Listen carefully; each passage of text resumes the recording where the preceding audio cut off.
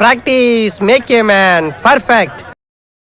எங்க அம்மா எவ்வளோ சொல்லிச்சு, அவங்க எல்லாம் சேராத சேராத. நம்ம இப்போ என்ன ஊருக்கு என்னது ஆத்தங்குடி வந்திருக்கிறோம். ஆத்தங்குடி எதுக்கு சார் வந்தீங்க? ஆத்தங்குடியில் வந்திருக்கிறோம்.